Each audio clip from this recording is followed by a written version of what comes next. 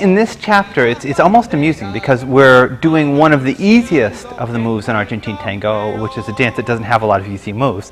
And it has actually a lot of detailed technique. It all does. But I've come up actually more to talk about here than on others. But I want you to take this as an indication of how much profound good stuff there is in everything. So to start with, when we do this freno,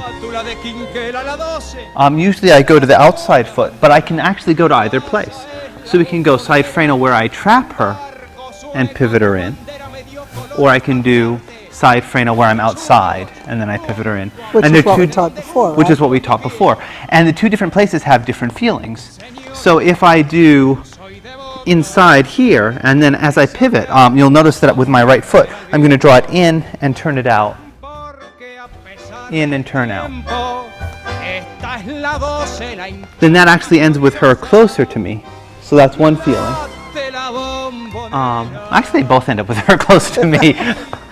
If I do to the other side of her foot, I can go here and pivot her, and I may even go a little further so my foot hooks around. Now the second thing is that as I pivot her, I'm going to be aware of it being motivated from the pull of my right hip backwards. That's an important one. Otherwise you could knock me over. I would never do such a thing. I know. So as we're here, you'll see that I pivot her by pulling myself back. And not only does this back hip go back, right hip go back, but it keeps my body facing her. Because if the right hip goes forward, that tends to turn me away from her. Whereas if the right hip goes back, that tends to turn me towards her.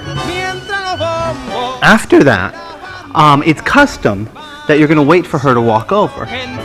And in a later video, we'll show you tons of things that the women can do when they walk over. However, some women don't know the custom, and so they'll just wait for you to say, okay, I'm standing here, now what? And if that's the case, you have a very soft, subtle upward and forward lift with both the backhand and the front hand. And that will encourage her to walk over without being overbearing. Now, after she shifts forward, the foot placement of this foot right here is going to determine how far apart you are.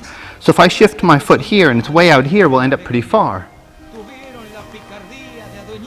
Hi, with a foghorn. However, if after she walks forward, or okay, she already did walk forward, if I shift my foot right here,